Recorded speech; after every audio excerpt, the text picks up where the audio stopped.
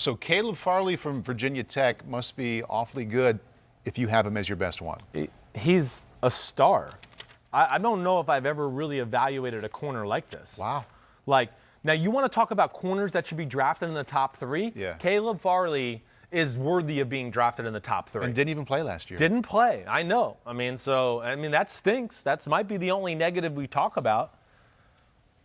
I've never seen a guy with that size move the way he does. Let's start at the top then. Number one reason you're so high on him. Well, because I've never seen a guy with his size be able to move, cut, accelerate, greasy hips, all of that. I've never seen a guy. I mean, to me, it's like the film is better than Jalen Ramsey coming out a few years ago. And I love me some Jalen Ramsey. Yeah. I mean, I love Jalen Ramsey. I got a man crush on him. So that's what I wrote. I mean, I wrote, and two, it's another thing that I never hit with Campbell. Like, he can play off, too, because of that ability to kind of backpedal and put his foot in the ground and drive on the ball. But, this kid I wrote, here's just the synopsis that he can play. He can jam or play off. He's surprisingly good in off coverage. He doesn't understand leverage or, where his help is, but it doesn't matter. He gets it done with just pure raw ability. And then, the talent is the real deal. I wrote, I don't remember a cornerback this big that can move like him. And I wrote Jalen Ramsey, question mark. And then the ability, again, in transition, and when I say transition for all those there out listening, I'm just talking about, backpedal, or, hey, you're running up the sideline with some guy, now he puts the brakes on, and his ability to, slow down, put his foot in the ground, and then reaccelerate. That's what I mean by in and out of transition. That's what he does. I mean, it's special for somebody that big. He tackles, he has it all, and will be more dangerous in the NFL when he learns how to use his long arms and man press coverage. And then I wrote his stop, start, restart ability, it's off the charts. It's off the charts. And his ball skills are off the charts. I mean, so when I look at all of that, I just go, now, we wasted a lot of time on Okudah last year, and everybody telling me a top 5 pick. This kid is a top 5 pick. So if the Jaguars go Trevor Lawrence, if the Jets keep that pick and go with your guy from BYU, Zach Wilson, should the Dolphins take him at 3? No, because they have $1 zillion into their corners and Xavier Howard and Byron Jones, and they drafted a first-round corner last year. So hold on, let me just pull up the NFL draft order. So and see, this is what can play into this right here this year. It's just the again, with all of this stuff, it's about some of these other positions. Yeah. And what's going to be there, or the teams themselves about what they need.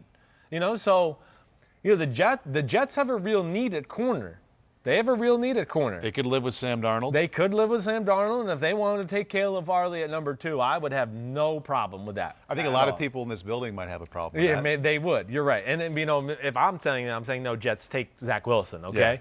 Yeah. The Falcons, would they go to another corner after taking one of the top 20 last year? I don't know. They might value him. This kid's good enough to make you think, hey, damn it, let's get 2 baller corners on rookie contracts.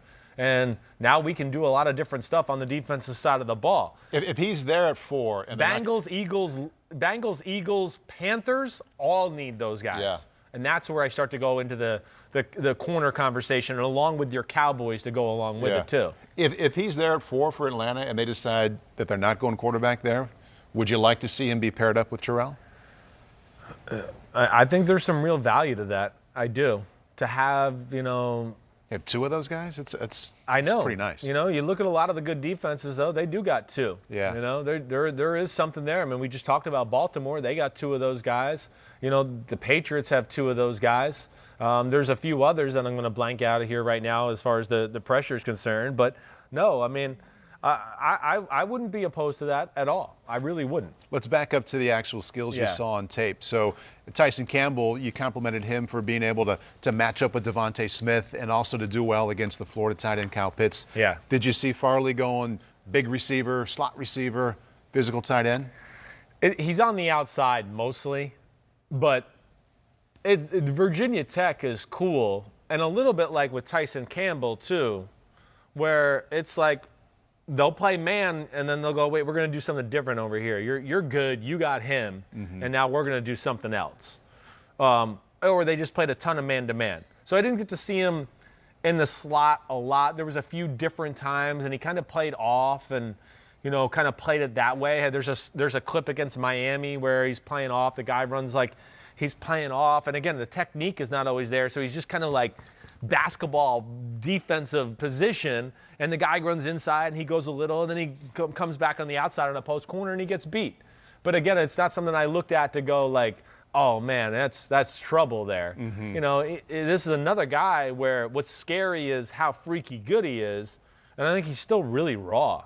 Like, he gets coached a little bit, and you go, whoa, this could be scary. If he understands where the safety is, he won't jump inside here to, like, cut this guy off. You don't need to. There's a safety there. Don't do that. Once somebody starts to put those thoughts in his brain, he'll be a shutdown, like, legit corner. And, you talked about the Falcons at 4. Yeah. Maybe they will be in for a cornerback. I mean, they got Dean Pease. He's that Baltimore, New England. Yeah. The Tennessee Titans who just accumulated all those corners those years. They might be into that move with Caleb Farley. I don't think it's crazy. I'm trying to remember in South Bend 2 years ago because Virginia Tech came to town. Yeah. Was he against Claypool? He got to play Claypool a number of snaps. I went back and watched it actually, because of course that was the last year he played. How'd it look? I mean, he's right there with him, stride for stride. There's no outclassing him. There's nobody going to outclass this guy. This guy is a special talent. The only negative is he didn't play football last year. I don't know the human being.